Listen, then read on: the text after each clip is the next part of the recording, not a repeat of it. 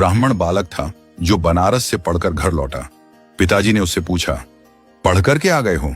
बालक बोला, हाँ। पिताजी बोले, तो बताओ पाप के बाप का नाम क्या है? ब्राह्मण बालक हैरान हो गया, किताबें खोल खोल कर देखने लगा। फिर बोला, गुरुजी ने तो यह नहीं पढ़ाया कि पाप के बाप का नाम क्या है।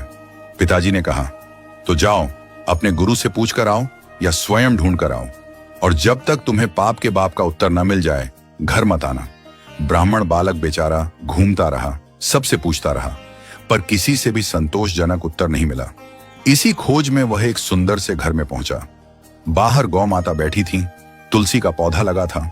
घर बहुत पवित्र सा प्रतीत हो रहा था। उसे नहीं पता था कि यह एक वैश्या का घर है। उसने सोचा, थोड़ा अन्न जल ग्रहण कर लूं, फिर यात्रा आगे बढ़ाऊंगा। भीतर गया, बैठा। वैश्या ने जल पिलाया।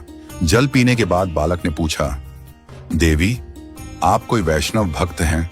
आपका नाम क्या है? वैश्या ने हंसते हुए कहा, नहीं, मैं कोई वैष्णव नहीं हूं, मैं इस नगर की एक वैश्या हूं। यह सुनते ही बालक चौंक गया, पानी का गिलास दूर फेंक दिया और घबरा कर बोला, अब तो मुझे गंगा जल में स्नान करना पड़ेगा, कपड़ों सहित नदी में कूदना पड़ेगा। मैंने बहुत बड़ा अपराध कर दिया। पाप के बाप को खोजने निकला था और एक वैश्या के घर का पानी पी लिया। हरे राम राम राम। पुण्य की बात सोचते हुए वह कान पकड़ने लगा और वहां से निकलने लगा। वैश्या ने उसे रोक लिया। मन में सोचा, यह बालक पाप के बाप को ढूंढ रहा है, ज्यादा दूर न जाने दूं, यहीं पर उत्तर दिला देती हूं। उसने पैर पकड़कर कहा, भगवान, आप जैसे लोग मेरे घर आते हैं, इतने दिनों से भूखे होंगे, पाप के बाप को ढूंढ रहे हैं, कौन जाने कब उत्तर मिलेगा। 2-4 रोटी खा जाइए, कुछ प्रसाद पा लीजिए। ब्राह्मण बालक बोला, तेरे घर का पानी पीकर मैं अपवित्र हो गया, अब कह रही हो तेरे घर का भोजन भी पाऊं? वैश्या बोली, महाराज, मैं आपको दक्षिणा में 5 सोने की मोहर दूंगी, अगर आप मेरे यहाँ का प्रसाद पा लें तो। बालक सोचने लगा, पाप तो हो ही गया है, जनेऊ तो बदलना है, नदी में स्नान तो करना है, प्रायश्चित करना ही है, तो क्यों ना कुछ दक्षिणा भी ले लूं। 3-4 दिन तक बाहर रहूंगा, कुछ तो चाहिए ही।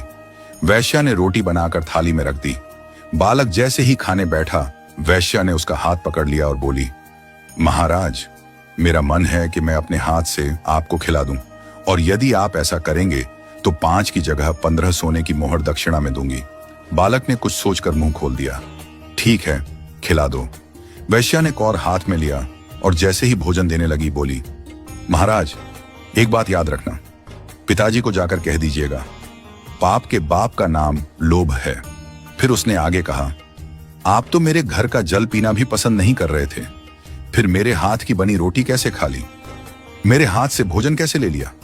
बालक बोला, श्रद्धा।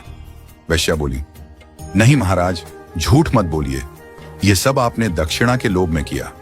पाप के बाप का नाम लोभ है, जितना प्राप्त हो उससे अधिक की कामना, यही लोभ है। इसलिए भैया, यदि जीवन में पाप से बचना है तो लोभ से बचो। यदि कभी आपसे कोई पाप हो जाए तो एकांत में बैठकर यह विचार करना, मैंने कब लोभ किया था?